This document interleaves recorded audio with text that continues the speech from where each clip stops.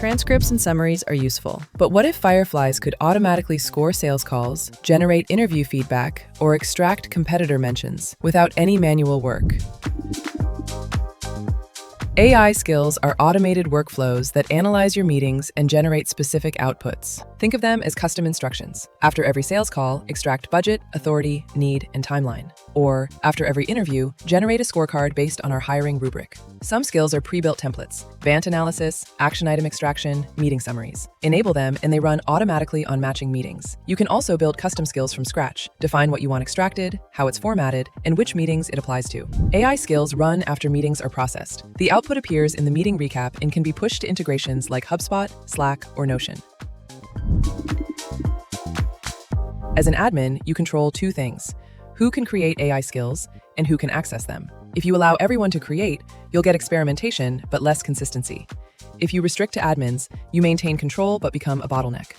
Most teams land in the middle. Admins and team leads create, everyone else uses what's built. Access controls who can see and use existing skills, not who can build new ones. Our recommendation: let everyone access AI skills, but restrict creation to admins and power users. You get the benefits without the chaos of 50 overlapping skills. Individual skills also have visibility settings: only me, teammates, or shared via link. Use this to test skills privately before rolling them out.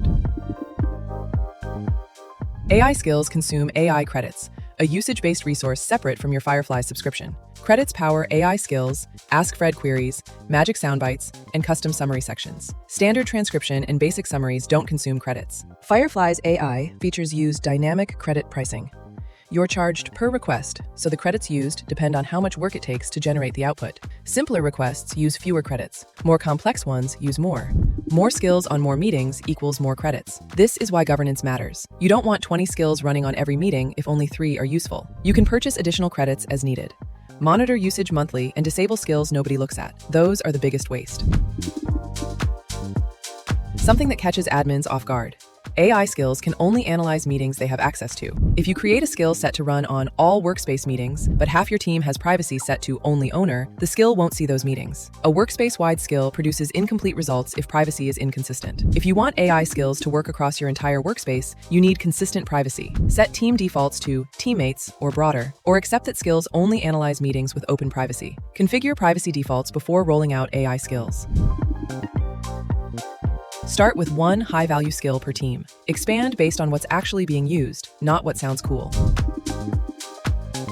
As adoption grows, governance becomes important. 3 questions to answer: who can build new skills? What skills are running and on which meetings? How much is it costing in credits? Review credit usage regularly. Identify which skills consume the most.